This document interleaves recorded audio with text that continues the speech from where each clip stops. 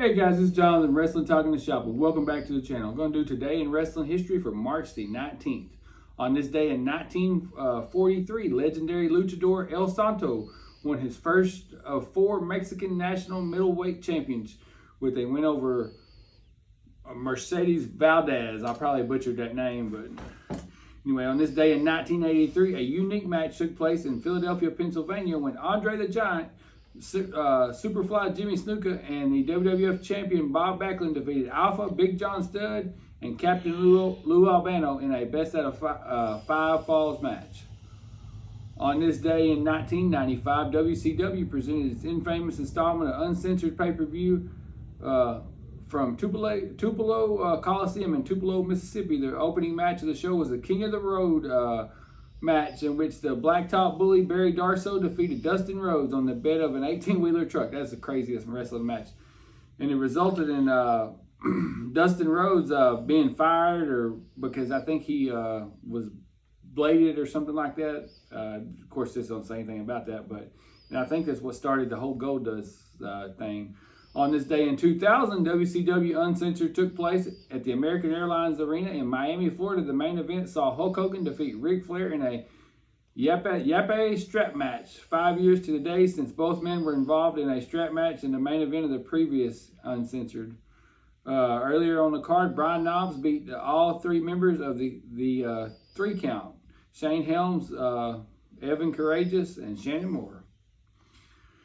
On this day in 2001, the Night of the Greed pay-per-view took place. The night after Greed pay-per-view took place, and Monday Nitro took place in Gainesville, Florida. The main event saw Team Canada duo defeat the Natural Born Thrillers.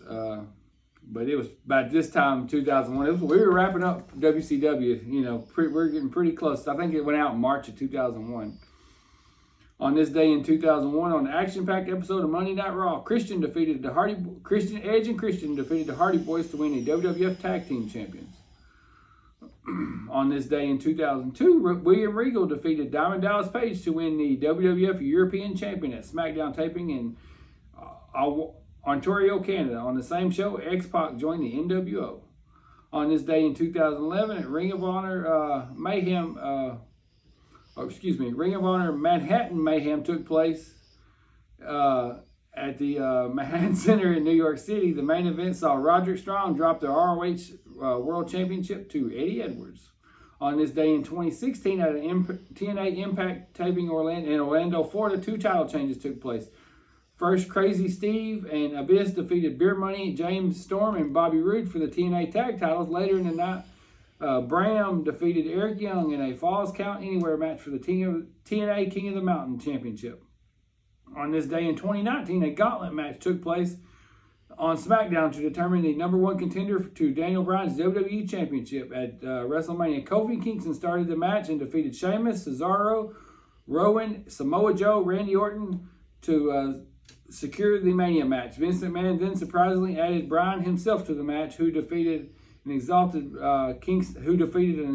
Kingston and seemingly ended Kofi Mania. But we all know Kofi Mania went on to succeed. And that's good that Kofi got that WWE title run. I wish he would have had a better ending to it. I think Brock Lesnar beat him in like 19 seconds on the first ever SmackDown on Fox. But it all happens. But at least he can say he was a WWE champion.